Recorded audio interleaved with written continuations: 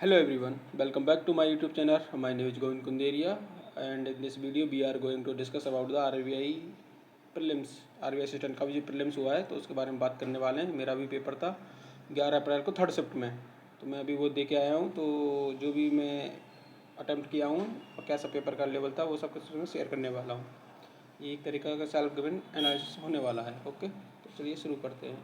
तो सबसे पहले तो जो इंग्लिश के बारे में बात कर लेते हैं, फिर math and then reasoning. Okay, तो सबसे पहले तो इंग्लिश के बारे में बताता हूँ। तो इंग्लिश का जो ओवरऑल लेवल था वो इजी था, थोड़ा बहुत लेंदी बोल सकते हो।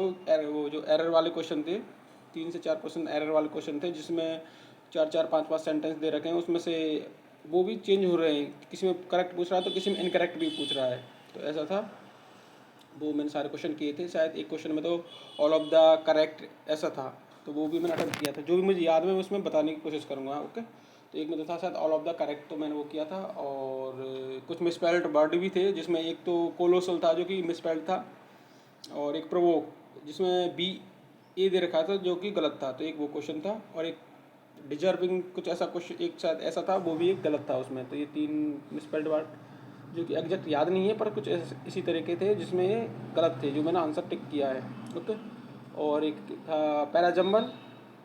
पैराजम्बल भी मैंने किया था। उसका सीक्वेंस क्या है मैं आपको बता देता हूँ। तो उसका सीक्वेंस है वो मैंने लिख रखा है DFAEVC, उसका सीक्वेंस था। तो ये मैंने किया है, और इंग्लिश में यही था। और उसके बाद 2-4 क्वेश्चन और भी थे, फिलर वाले भी थे, तो फिलर भी मैंने किए। तो और इस तरह मैंने जो टोटल क्वेश्चन इंग्लिश में मैंने किए हैं वो 30 क्वेश्चन मैंने इसमें किए थे। और मुझे इसका लेवल था वो एग्जैक्ट ईजी ईजी ही लगा। थोड़ा बहुत लेंदी बोल सकते हो, 2-4 क्वेश्चन ऐसे क्वेश्चन थे जैसे कि एरर वाले क्वेश्चन मुझे थोड़े लेंदी लगे, और पैराजम्बल तो बहुत ही ईजी था। तो मैं 30 क्वेश्चन अटैम्प्ट किया। उसके बाद मैंने किया मैथ। तो मैथ का जो लेवल था वो मुझे बहुत इजी लगा, और इसमें 10 से 15 क्वेश्चन तो सिंप्लीफिकेशन ही के थे, तो वो मैंने किए थे। और एक डीआई थी मेल एंड फीमेल वाली, वो डीआई भी मैंने की थी। और जो भी क्वेश्चन थे अर्थमेटिक वाले क्वेश्चन थे, जैसे कि एक कुछ आंसर मुझे याद है, जैसे कि एक अर्थमेटिक में एसआई वाला क्वेश्चन था। तो एसआई में जो उसका आंसर होगा, रेट ऑफ इंटरेस्ट पूछ रहे थे कि कितना है। तो उसमें जो एसआई का इंटरेस्ट है वो 10% था उसका एग्जैक्टली।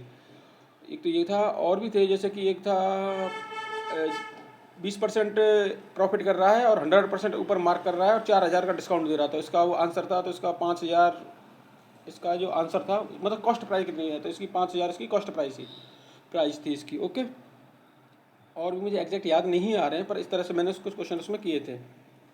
और मैथ में मैंने जो टोटल क्वेश्चन किए हैं वो 35 आउट ऑफ 35 ही किए मैंने टोटल क्वेश्चन किए थे। और मैथ इतनी ईजी थी कि मैंने जो पेपर किया था 5 मिनट पहले ही बना लिया था पूरा पेपर। उसके बाद तो मैं ऐसे ही बैठा रहा और थोड़ा बहुत इधर देखता रहा कि कोई क्वेश्चन गलत तो नहीं है, या सही, मतलब कुछ गलत टिक तो नहीं हो गया है। तो इस तरह से मैंने पूरे क्वेश्चन किए थे, 35 में से 35 क्वेश्चन कर दिए थे, और सब ठीक था। मतलब मुझे मैथ में एक भी ऐसा क्वेश्चन नहीं मिला जो गलत है, सब सही थे मेरे।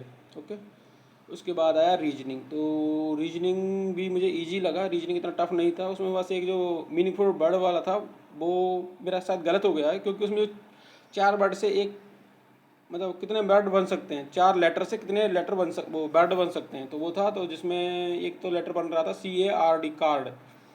और उसके बाद भी कोई और भी बन रहा है, तो ऐसा भी पूछ रहा था, मतलब अगर ज़्यादा बन रहे हैं तो एक्स टिक करना था, और उसमें लास्ट में सी नहीं होना चाहिए। अगर सी लास्ट में नहीं होना चाहिए, ऐसा वर्ड नहीं बनना चाहिए।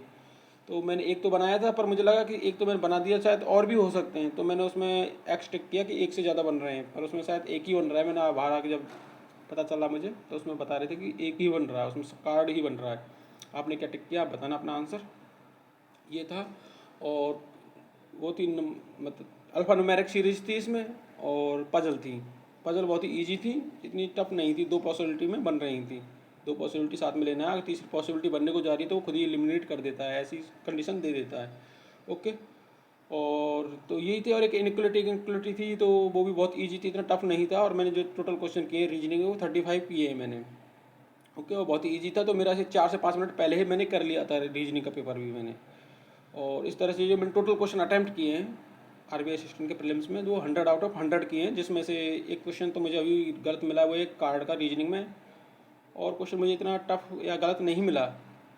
ओके, और एक शायद एक एरर वाला या एक फिलर था, जिसमें मैंने कॉन्स्टेंटली किया है, पर कई लोग बता रहे हैं कि कॉन्स्टेंटली शायद नहीं होगा।